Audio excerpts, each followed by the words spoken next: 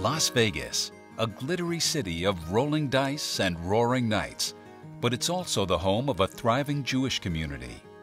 Pro-Israel activists Bobby and Helen Feldman are respected members of Temple Beth Shalom, and that's ironic since Bobby lived the first part of his life as a Christian. We had passed basically as Christians for all practical purposes, and I sang an Episcopalian choir for 6 years. In the face of Depression-era anti-Semitism, his family made the unconventional choice to live as non-Jews. I didn't have the provision of going to, Jewish Sunday schools, or I was never bar mitzvahed, so it was a vacuum there.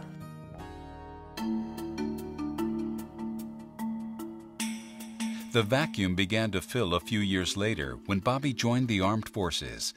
He saw the government had stamped an H on his dog tags. Well, what is the H for? I knew what the O was for. That was for my blood type. But what was the H for? It was the military's policy to identify the religious background of individual soldiers, and the H stood for Hebrew or Jew. Bobby was intrigued and wanted to learn more about his Jewish heritage. So I sought out any kind of person who would train him. They told me that there was a rabbi that acted as a chaplain on the base. I went there and told him of my situation. He made me a deal. He says, if you'll help me set up with the prayer books and the tables and the bima, I will teach you privately about Judaism. And I studied with him for months and really fell in love with it. So after that, I really led a Jewish life. Living as a Jew included a growing interest in Israel. Israel was a very new country at that point. It was only about 2.5 years old. Bobby, and later his wife Helen, became deeply involved in helping the new nation build its infrastructure, helping to fund hospitals, ambulances, and recreation centers. Something happens when you go to Israel and you see the remarkable things that they have done. It's a beautiful and inspiring thing, and very exciting. I wasn't really aware of what the mission of AIPAC was, other than it was a political involved organization, so I steered clear of it. That was a mistake on my part.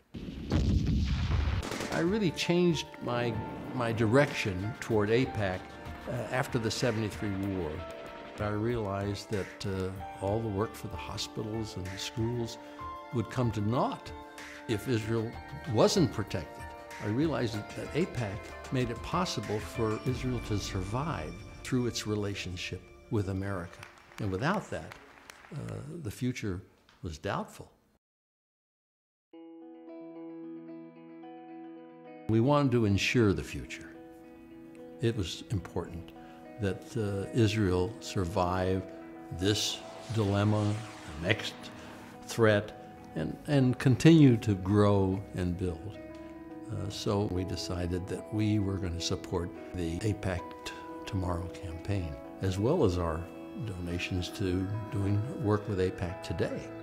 Both were equally important.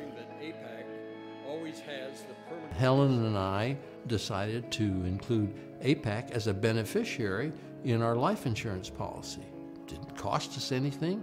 It was a one-page document.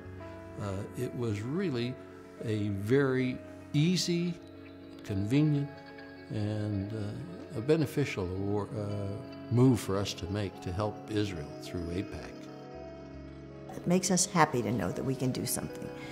And that's more important in many ways than what you leave for your children, because you are leaving them in a world you hope is going to be a safe world.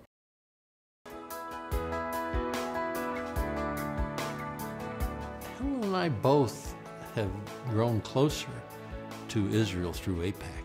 Through the gift that we've given, we're hoping, praying for Israel to survive, for America to survive. I can't see them surviving without each other.